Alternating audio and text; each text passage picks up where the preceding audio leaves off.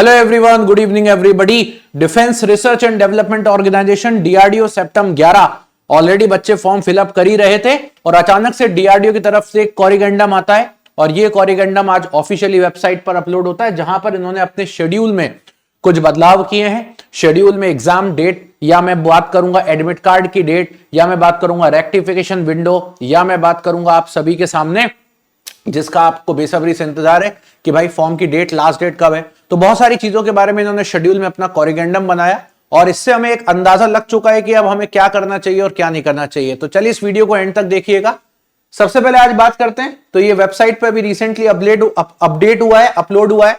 इन्होंने ये बताया कि जो एलिजिबिलिटी की क्रूशियल डेट थी वो तो अभी भी 1 जनवरी ही रहने वाली है, लेकिन जो ऑनलाइन डेट की एप्लीकेशन थी वो अब जो एग्जिस्टिंग है वो 11 दिसंबर थी। लेकिन इनका ये कहना है कि भाई हम लोगों ने 11 दिसंबर तक एग्जिस्टिंग रखा हुआ है।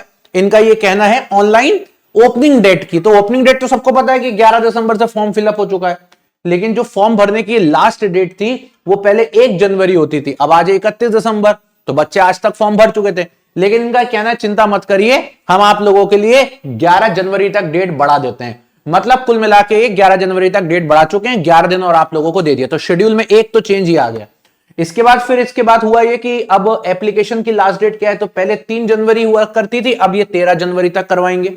फिर आती है रेक्टिफिकेशन विंडो। तो रेक्टिफिकेशन विंडो जो है वो पहले 4 जनवरी से 6 जनवरी हुआ करती थी और हमारे पास 14 जनवरी से 16 जनवरी अब रेक्टिफिकेशन की विंडो है।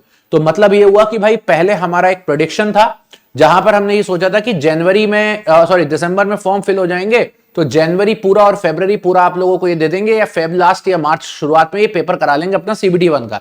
लेकिन अब इनका ये कहना है कि नहीं भैया, हम आधा जनवरी और इसी में आप लोगों से लेंगे। तो मुझे लगता है कि पेपर का शेड्यूल में थोड़ा सा आगे जा सकती है चीजें, बट फिर भी आप फरवरी लास्ट या फिर मार्च शुरुआत ही मान के चलना, ये डीआरडीओ है, कुछ भी कर सकता है। इसके बाद जब इन्होंने बोला कि हम एग्जाम की डेट क्या है, तो एग्जाम की डेट के बारे में इन्होंने साफ मना कर दिया, बोला वेबसाइट देखते रहिएगा। मतलब एग्जाम की डेट के बारे में इनको भी आज कोई क्लैरिटी नहीं है।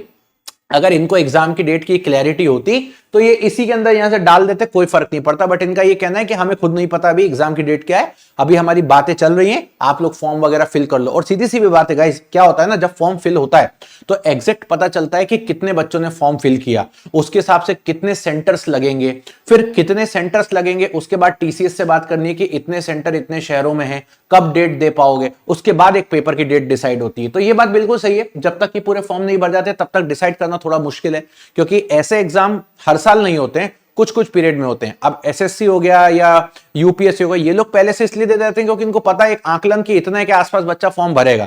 जैसे एसएससी जेई का ही पेपर है, सबको मालूम है कि यार 3.5 4.5 लाख के आसपास फॉर्म आता ही आता है, तो इसलिए वो लोग कैलेंडर में पहले से डेट दे देते हैं। लेकिन ऐसे एग्जाम्स पहले से डेट नहीं दे सकते, क्योंकि यहां पर हमें नहीं पता कि कब क्या पेपर होने वाला है, कितने बच्चे आने वाले हैं, कितने सेंटर्स लगेंगे, हर शहर में कितने लगाने पड़ेंगे। अब जैसे मान लीजिए कोई बच्चा है, मैक्सिमम बच्चों ने लखनऊ सेंटर भरा है, सपोज मान लीजिए एक देश में एक ऐसा जगह जहां पे सबसे ज्यादा बच्चे हैं, तो लखनऊ में सेंटर बढ़ाने पड़ेंगे, तो अभी से कैसे डेट दे दे, कैसे इन सब चीजों की व्यवस्था कर ले, इसलिए थोड़ा सा रुक जाते हैं। और मुझे ऐसा लगता है कि 16 जनवरी के बाद से आपकी इस प्रोसेस पे काम होना चालू हो जाएगा और 10 दिन का समय मुझे लगता है लगेगा, 26-27 जनवरी तक। इसके बाद फिर ये एडमिट कार्ड की प्रोसेस को मान लेते हैं 10-15 दिन, मतलब वही बात हमारी 15 फरवरी तक चली गई। और उसके बाद फिर अगर हम बात करते हैं तो एग्जाम डेट कभी भी हो सकती है। तो मुझे ऐसा लगता है फरवरी 25 के बाद से लेकर के आप 20 मार्च के बीच में कभी भी सीबीटी 1 को एक्सपेक्ट कर सकते हैं। मिनिमम इतना टाइम तो है आपके पास तैयारी करने के लिए।